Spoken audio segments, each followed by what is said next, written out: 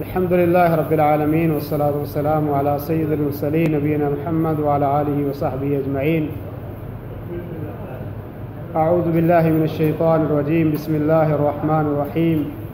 يا أيها الذين آمنوا كتب عليكم الصيام كما كتب على الذين من قبلكم لعلكم تتقون. تمام تعریفیں اللہ رب العالمین کے لیے ہیں جو تمام کائنات کا خالق اور مالک ہے، وحدہ لا شریک ہے، اور نبی کریم صلی اللہ علیہ وسلم پر درود و سلام نازل ہو جنہوں نے اللہ تبارک و تعالیٰ کا پیغام عام تک پہنچایا۔ گزشتہ دروس میں آپ نے رمضان المبارک کے تعلق سے بہت سارے مسائل سنے۔ آج کچھ مسائل جو ہیں ان پہ بات ہوگی، اور ان مسائل میں سے ایک مسئلہ وہ ہے سحری کے تعلق سے کہ سحری کھانا یہ سنت ہے، اور اللہ کے نبی صلی اللہ علیہ وسلم نے فرمایا کہ تسحروا فإن فی السحور برکہ، کہ آپ سحری کھایا کرو، اس لیے کہ سحری کھانے کے اندر اللہ کے نبی صلی اللہ علیہ وسلم نے برکت رکھی ہے،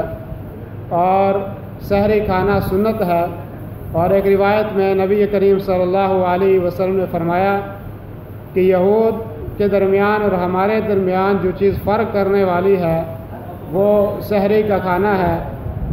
اور سحری کے لیے اٹھنا اور سحری کھانا یہ ہر طریقے سے فائدہ مند ہے۔ سحری کے لیے آدمی اٹھے گا، ممکن وہ اللہ تبارک و کے سامنے دعا کرے گا، ذکر و اذکار کرے گا، فجر کی نماز اس کو مل جائے گی، اور ضروری نہیں ہے کہ آدمی سحری کے لیے اٹھے اور پیٹ بھر کے کوئی کھانا کھائے۔ اور مومن کی بہترین سحری وہ کھجوریں ہیں، اگر کھجور مل جاتی ہے وہ کھا لے آدمی، اگر اور کوئی گنجائش نہ ہو تو کم از کم پانی پی لے، اور جو ترغیب ہو کھانے کے لیے آدمی کوشش کرے کہ کچھ نہ کچھ سحری کے لیے اٹھے اور کچھ نہ کچھ کھا لے۔ اور فجر کی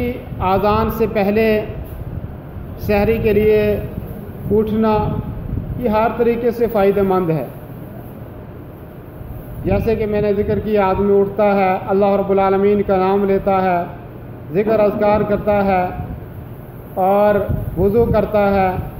وضو کرنا بھی ثواب ہے، اجر و ثواب کا کام ہے، اور ذکر و اذکار کرنا یہ بھی ثواب کا کام ہے، اور اسی طریقے سے سحری کھانا یہ بھی ثواب کا کام ہے۔ اور پھر فجر کی نماز کے لیے جانا، مسجد میں جانا، جماعت کے ساتھ نماز پڑھنا،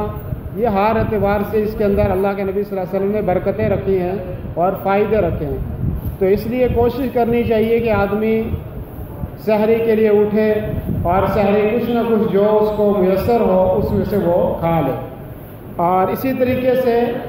اللہ کے نبی صلی اللہ علیہ وسلم نے فرمایا کہ ثلاث من اخلاق نبوہ، 3 چیزیں نبوت کے اخلاق میں سے ہیں۔ ایک چیز وہ یہ ہے کہ تعجیل الافطار، افطاری کے اندر جلدی کرنا، جب افطاری کا وقت ہو جائے تو اس کے بعد فوراً افطار کر لینا، جان بوجھ کے اس کے اندر تاخیر نہ کرنا۔ اور دوسری چیز اللہ کے نبی صلی اللہ علیہ وسلم نے فرمائی وتأخیر السحور، کہ جب سحری کھانا ہو تو آخری لمحات میں سحری کھائیں، یعنی فجر سے کچھ دیر پہلے سحری کھائے۔ ایسا نہیں کہ آدمی رات کو اٹھا، 2 بجے اٹھا، 1 بجے اٹھا، 12 بجے اٹھا اور سحری کھا کے سو گیا، یہاں تک کہ فجر کی نماز بھی رہ گئی۔ اللہ کے نبی صلی اللہ علیہ وسلم نے فرمایا کہ 3 چیزیں نبوت کے اخلاق میں سے، پہلی چیز فرمائی کہ تعجیل الافطار، جب افطاری کا وقت ہو جائے تو اس میں جان بوجھ کے تاخیر نہ کرے، فوراً وقت ہو جانے کے بعد اس کو روزے کو افطار کر لے۔ اور دوسری چیز فرمائی کہ وہ تاخیر السحور، سحری کے اندر تاخیر کرے، یعنی فجر سے پہلے کچھ ٹائم کھائے۔ اور تیسری چیز فرمائی کہ وضع الیمین علی الشمال فی الصلاۃ، کہ دایاں ہاتھ کو بایاں ہاتھ کے اوپر رکھنا نماز کی حالت میں، یعنی جب آدمی نماز پڑھے تو نماز کی حالت میں ہاتھوں کو باندھے آدمی کو، دایاں ہاتھ کو بایاں ہاتھ کے اوپر آدمی نماز کی حالت میں رکھے۔ گویا کہ یہ بھی کیا ہے، یہ انبیاء علیہ السلام کے اخلاق میں سے ہے۔ اور اسی طریقے سے ایک مسئلہ یہ ہے کہ اگر سحری کھاتے ہوئے انسان ایسے وقت میں اٹھا ہے کہ جب دیر ہو گئی ہے، تاخیر ہو گئی، جاگنے میں اس کو دیر ہو گئی، لیکن جب یہ اب اٹھا ہے تو وقت اذان ہو رہی ہے، تو ایسے میں کیا کرے کہ آدمی فوراً سحری کھانا چھوڑ دے یا کچھ کھا پی لے اذان کے ختم ہونے تک۔ تو اللہ کے نبی صلی اللہ علیہ وسلم نے فرمایا اذا سمع احدكم النداء والاناء على يده فلا يدعها حتى يقضي حاجته منه۔ امام ابو داؤد اس روایت کو لائے ہیں کہ جب اذان ہو جائے اور آدمی دیر سے اٹھا اور اتنا وقت بچا ہے کہ آدمی اذان کے ختم ہونے تک کچھ نہ کچھ پانی پی لے یا کچھ کھا لے تو اس کو کچھ نہ کچھ کھا لینا چاہیے۔ اور اسی طریقے سے اگر آدمی سحری کے وقت اٹھا ہے لیکن دیر سے اٹھا ہے اور اس کے اوپر غسل واجب ہو چکا تھا، بات سمجھ میں آ رہی ہے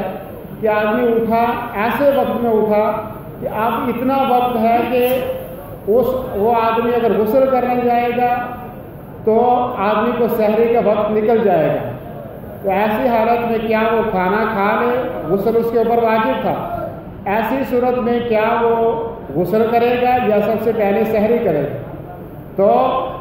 اس میں کوئی گناہ نہیں ہے کہ آدمی کے اوپر غسل واجب تھا تو آدمی کے پاس وقت کم تھا،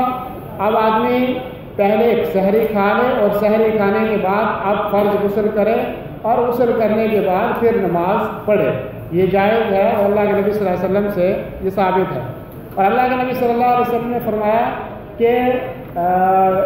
افطاری کا وقت جو ہے جب سورج غروب ہو جائے اور سورج غروب ہو جانے کے بعد آدمی افطار کرے، قبل از وقت یعنی افطاری سے پہلے آدمی وقت سے پہلے آدمی افطار نہ کرے۔ افطار کن چیزوں سے کرنا سنت ہے؟ اللہ کے نبی صلی اللہ علیہ وسلم نے فرمایا کہ یفطر علی رطبات قبل ان یصلی، کہ اگر اس کو رطب کھجوریں مل جاتی ہیں، تازہ کھجوریں مل جاتی ہیں تو تازہ کھجوروں سے روزہ افطار کرنا چاہیے، لیکن اگر تازہ کھجوریں میسر نہیں ہیں، تازہ کھجوریں اس کو نہیں مل رہی ہیں تو فَإِن لَمْ تَكُنْ رُطَبَاتٍ فَعَلَىٰ تَمَرَاتٍ، تو خشک کھجوروں سے وہ روزہ کر لے، لیکن سنت یہ ہے کہ آدمی کو اگر تازہ کھجوریں رطب میسر ہوں تو اس حالت میں آدمی تازہ کھجوروں سے افطار کرے، اور اگر تازہ کھجوریں اس کو میسر نہیں ہیں تو ایسی صورت میں خشک کھجوروں سے یا جن کو چھوارا کہا جا سکتا ہے ان سے اگر وہ افطار کرنا چاہے تو اس سے وہ کر سکتا ہے، اور اگر خشک کھجوریں بھی آدمی کو میسر نہ ہوں تو ایسی صورت میں آدمی افطار پانی کی گونڈوں سے یا پانی سے آدمی افطار کر سکتا ہے، یہ سنت ہے۔ لیکن نمک سے افطار کرنا حدیث میں آیا ہے کہ صحیح نہیں ہے، ایسے ہی پھل میسر ہوں، پھلوں سے افطار کرے، پانی سے افطار کرے، کھجور سے افطار کرے، لیکن نمک سے افطار کرنا اللہ کے نبی صلی اللہ علیہ وسلم نے منع فرمایا۔ اب یہ ہے کہ افطار کے وقت کون سی دعائیں کرنی چاہیے، کون سی دعا پڑھنی چاہیے، اور اس بات میں کوئی شک نہیں ہے کہ روزے دار آدمی کی دعا قبول ہوتی ہے، اور اللہ کے نبی صلی اللہ علیہ وسلم نے فرمایا کہ 3 آدمیوں کی دعا رد نہیں کی جاتی، ان میں سے ایک آدمی فرمایا کہ وہ صائم، کہ روزے دار جب دعا کرتا ہے،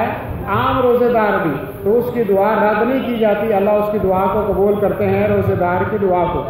اور اللہ کے نبی صلی اللہ علیہ وسلم نے فرمایا کہ روزے دار آدمی جب روزہ افطار کرنے کے وقت دعا کرتا ہے تو اللہ تبارک و تعالیٰ اس کی دعا کو قبول کرتا ہے، لیکن کیا الگ سے کوئی ایسی دعا ہے کہ جب روزہ افطار کرے آدمی تو کوئی الگ سے کوئی دعا کرے؟ الگ سے ایسی کوئی دعا جو ہمارے ملکوں میں کیلنڈروں پہ اور رمضان کے جو اوقات ہوتے ہیں ان کے اوپر جو دعا لکھی رہتی ہے وہ دعا حدیث سے ثابت نہیں ہے۔ جو دعا کرنی ہے وہ یہ ہے کہ آدمی جب کھانا شروع کرے، افطار کرے تو بسم اللہ کر کے آدمی کیا کرے، کوئی بھی کھانا شروع کرے بسم اللہ کر کے کھانا شروع کرے، اور اسی طریقے سے جب افطار کرتا ہے تو افطار کرتے وقت بھی بسم اللہ کر کے افطار کرے، دائیں ہاتھ سے کوئی چیز جو ہے اس کو اٹھانی ہے تو دائیں ہاتھ سے اٹھائے، دائیں ہاتھ سے کھائے، بائیں ہاتھ سے شیطان کھاتا ہے۔ اور میں دیکھتا ہوں یہاں پہ افطار کے وقت میں جب افطاری ہوتی ہے بہت سارے لوگوں کو میں دیکھتا ہوں کہ وہ بائیں ہاتھ سے پانی پیتے ہیں۔ کیا کرتے ہیں؟ بائیں ہاتھ سے پانی پیتے ہیں۔ بائیں ہاتھ سے پانی پینا، کھانا یہ شیطان کا کام ہے۔ اللہ کے نبی صلی اللہ علیہ وسلم نے منع فرمایا۔ کھانے کے آداب سے یہ ہے، آداب میں بہت ساری چیزیں ہیں، ان میں سے ایک یہ بھی ہے کہ آدمی کیا کرے، دائیں ہاتھ سے کھائے، دائیں ہاتھ سے پیے، اور بسم اللہ کر کے کھائے پیے، اور جب کھائے پانی پی چکے تو الحمدللہ کہیں۔ اور اسی طریقے سے اللہ کے نبی صلی اللہ علیہ وسلم نے فرمایا جو دعا سکھائی وہ یہ ہے کہ جب افطار کر لے آدمی تو اس کے بعد یہ دعا پڑھے، ذهب الظماء وابتلت العروق وثبت الاجر انشاءاللہ، کہ پیاس ختم ہو گئی ہے، رگیں تر ہو گئی ہے، اور انشاءاللہ اللہ کے ہاں ہمارا اجر بھی مضبوط ہو گیا ہے۔ اور روزہ افطار کرانے، جو آدمی روزہ افطار کرواتا ہے اس کو بھی پورا اجر ملے گا، جس کا روزہ افطار کرواتا ہے اس کو بھی اس کے روزے رکھنے کے برابر ثواب ملتا ہے، اور اللہ تبارک و تعالیٰ ان دونوں کے اجر میں کوئی کمی نہیں کرے گا، دونوں کو ان کا اجر ملے گا، اور کروانے والے کو بھی اور روزہ جو افطار کر رہا ہے اس کو بھی اللہ تبارک و تعالیٰ پورا اجر دے گا۔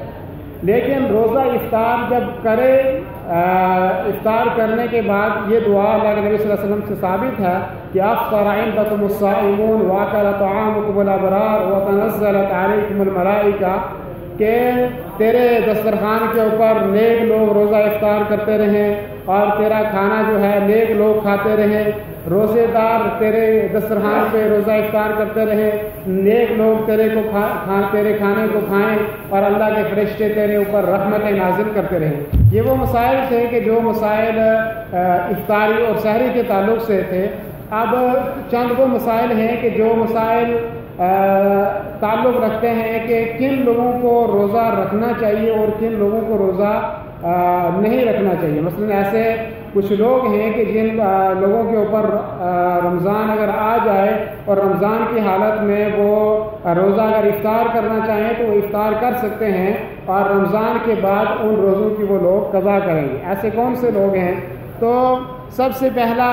آدمی ہے مسافر۔ جو آدمی مسافر ہے، سفر کے اندر جا رہا ہے، تو ایسا آدمی روزہ، قرآن کریم نے اس کو روزہ نہ رکھنے کی اجازت دی ہے، جو مسافر آدمی ہے، چاہے سفر